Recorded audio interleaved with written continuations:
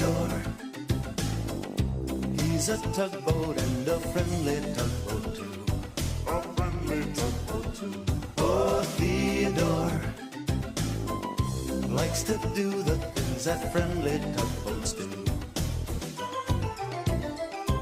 Pushing and a pulling in the great big harbor, in the great big world is so much fun. So many brand new things to discover. Waking with the sun, gotta get the job done. Oh, Theodore and Emily, Bodak, Hank and George, and the harbor master too.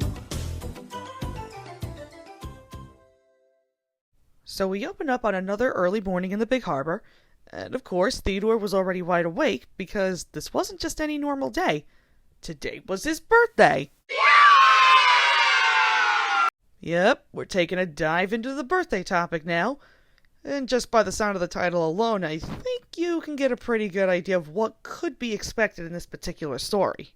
Now usually, the birthday tug was always given the special place, in the middle of all the tugs, and everyone sang happy birthday. But this morning, the dispatcher turned to the tugs and announced in a very serious voice, "Tugboats, today is a very busy day."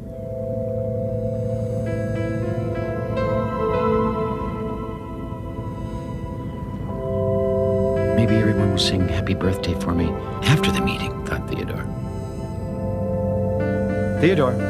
Theodore! Please pay attention, Theodore. Your first job is to help Hank and George bring a container ship into the harbor. Well, Theodore could see the other tugs were already heading off to work.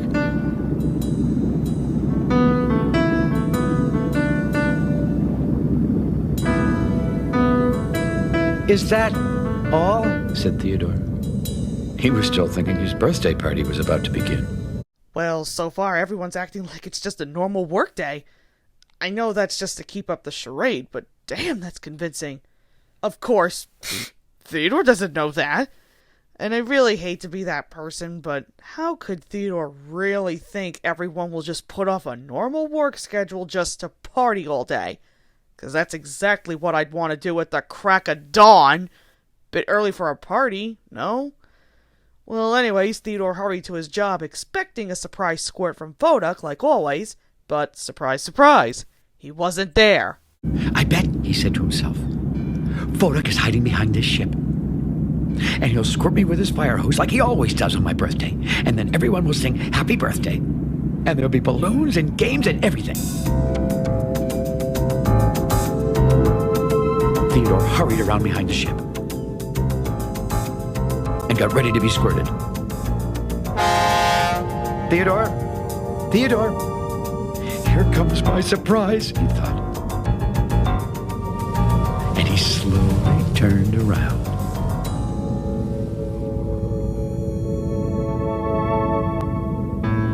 Well, it was a surprise, all right. There was no Bodak and no squirting. No singing, no balloons, and no games. In fact, there was nothing but Petra the pilot boat. Well, that was obvious enough that Bodak wouldn't be there along with these other things. And again, I hate to do this, but expecting a squirt from Bodak like always? Well, wouldn't that technically mean that Theodore has been here for well over a few years by this point? Gah, I gotta stop overthinking before I hurt my brain. Well, anyway, as a special treat, Petra let Theodore be the tug in charge for the ship they were to bring in. And for the most part, things went pretty smoothly. "I guess I've learned a lot," smiled Theodore, "since my last birthday."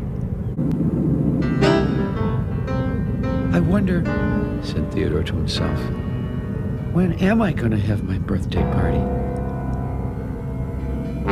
"Theodore," said Emily, who had just floated up, "Pearl's waiting for you behind Willie's Island." "It must mean it's time for my party now," thought Theodore. Theodore was sure that finally everyone would be waiting behind Willie's Island to have a big surprise party for him. Theodore thundered around behind Willie's Island. He looked this way and that way. There wasn't any squirting, or singing, or balloons, or games, or anything. Okay, now I'm even more curious. Out of all the birthdays that have passed, Did everyone just randomly throw a party for Theodore and that's why he's expecting one to just happen on the spot? Is that what happened last time? I'm doing it again. Moving on from that, Pearl caught up with Theodore and explained that a barge had spilled some logs at Maroon Bay. By this point, Theodore was beginning to think everyone forgot about his birthday, and he headed sadly to his job. Theodore could see that Bonavista had spilled some of her logs in the water. "Oh no," he groaned to himself. "I'll be picking up those logs all afternoon. I'll never have a birthday party now." "Theodore," called Pearl, "what are you waiting for? Let's get started." "Oh, this is the worst job I could ever have on my birthday," thought Theodore. You see, Pearl was always kind of, bossy. Theodore pooted up to a log and gave it a little shove. The log just floated away from him. "How am I ever going to get all these logs together?" Theodore said out loud. "I can help you, Theodore," called Pearl. Theodore was surprised. Did Pearl really say she'd help him? "Oh, we'll push the logs together," said Pearl. Ooh, someone's a grumpy tugboat. Hey, do you blame him? A job like this seems boring as shit. And you're really gonna try and pull that this is Bonavista? That is clearly Bobby. Who the hell screwed that up? I'm guessing something was up with her model during filming? Seems like the only logical thing I can think of. Also, why is there a random barge just floating in the middle of nowhere packed with logs? Was it meant to go somewhere else? Or what? Like, why is it just here? And look at that. Pearl's actually not being a bitch this time. Nice to see she does have a nice side to her. Go figure. With that said, Pearl and Theodore gathered up all the logs, and it was now time to head home. Theodore saw that the sun was beginning to go down. "Thank you, Pearl," he said in a very quiet voice. "Is anything the matter?" asked Pearl.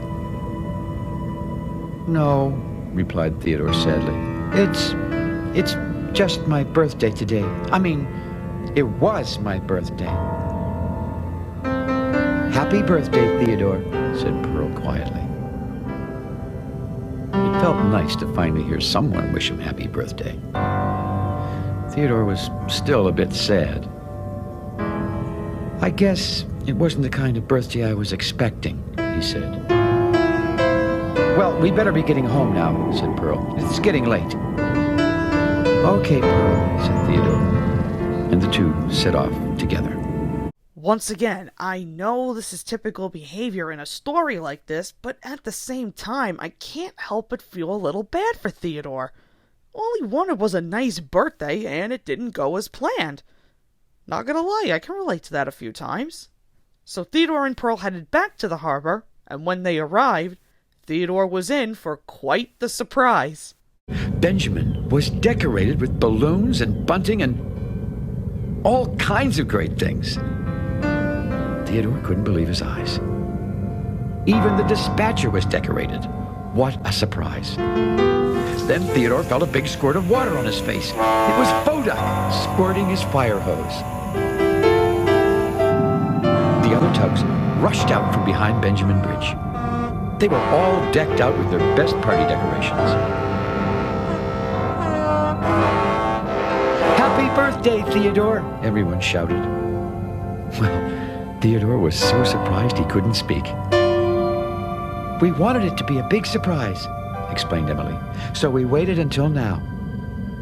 "1, 2, 3, called the dispatcher. And everyone began to whistle "Happy Birthday" together.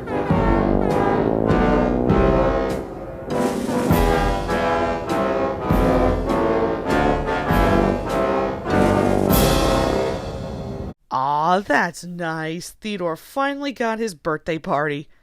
That was a nice touch too, making the tugs play Happy Birthday on their whistles. And I also like the little balloons and the bunting props.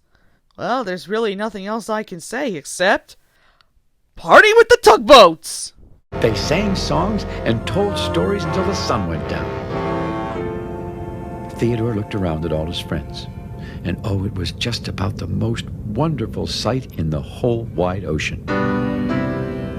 "Theodore, do you feel bigger on your birthday?" said Hank. Theodore did feel different, but he couldn't really explain it to Hank. He just felt like he was floating just a little bit higher up in the water. Oh, it was just about the most wonderful birthday Theodore could ever remember.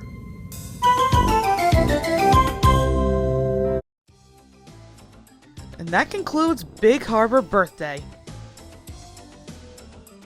Now, I know this sounds like your typical cliche birthday story, but for some reason, I seem to find a lot more charm in this particular one. I have seen this plotline in so many other shows, but what I like to do is look for the little differences in each one. Not a lot, but I at least found two that I couldn't think of in any other show. For one, I liked how they gave Theodore permission to be the tug in charge as sort of a secret birthday gift without him knowing. And even though he had a crappy job afterwards, which I'm now convinced that was only there to get him out of the harbor, we at least saw the good side in Pearl lending Theodore a bumper. Even with these, the story itself still isn't perfect, but I still think it's pretty good. Obviously, our main focus is centered around Theodore, which, again, his behavior is what's to be expected in this particular story. Completely typical, yes, but not terrible either. The only other character that sort of had a major role was Pearl, while everyone else had either small lines or made cameos. For music, everything was pretty much the same apart from the small happy birthday ditties played within certain tracks, and the actual theme towards the end. And for visuals, we back and forth between the harbor and other little places like Willie's Island and our newest location, Maroon Bay. It was also pretty cool to see the harbor decked out in the party decorations as well as the other characters. Thought that was a nice touch. So yeah, for your typically played out birthday story, the charm really holds it together, so I still think it's worth giving a watch. Next episode is Theodore's Backwards Day.